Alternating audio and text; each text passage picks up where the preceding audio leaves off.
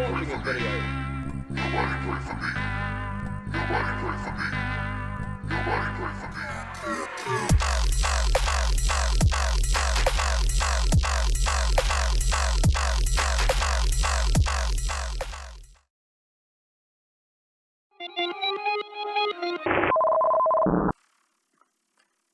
There once was a girl. She lived with her mum and dad, and they were really strict.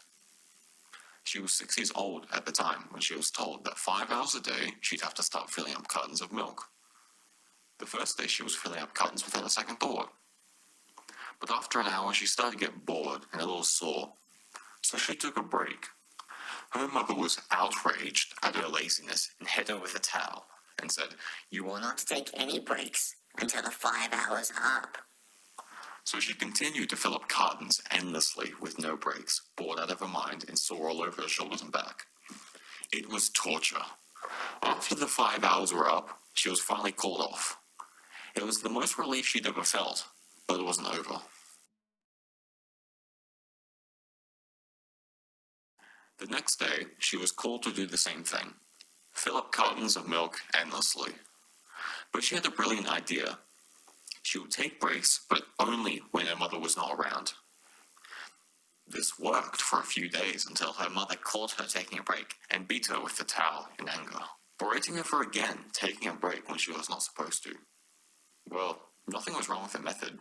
She was just caught in the act.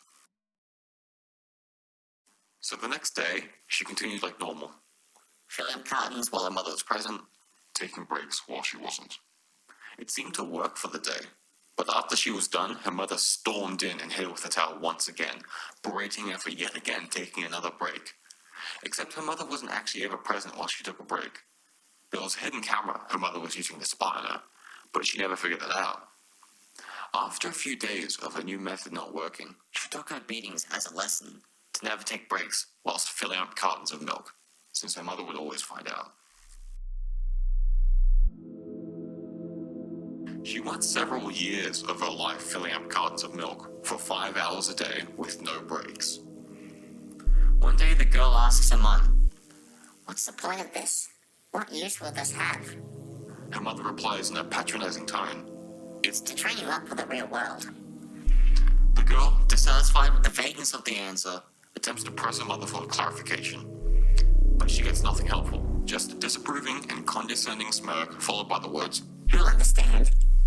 Later on in her life, she finally adopts the beliefs of her mother, but we trust that her mother knows best.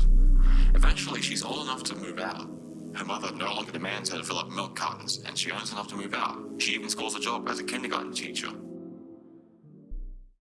One day at school, she tells her class about the milk cartons, promoting the practice of endless carton filling for 5 hours a day. The kids don't really understand what she's going on about, so they ask, "Why should we do it?" To which she responds, "It's to train you up for the real world."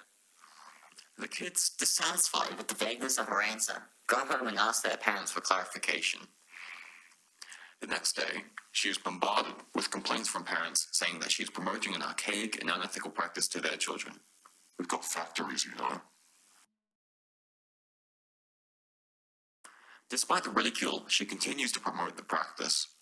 Her students over the years started questioning her ideas more and more, and she refuses to acknowledge the criticism, claiming it as disrespect, and shutting down all conversation attempting to point out the flaws.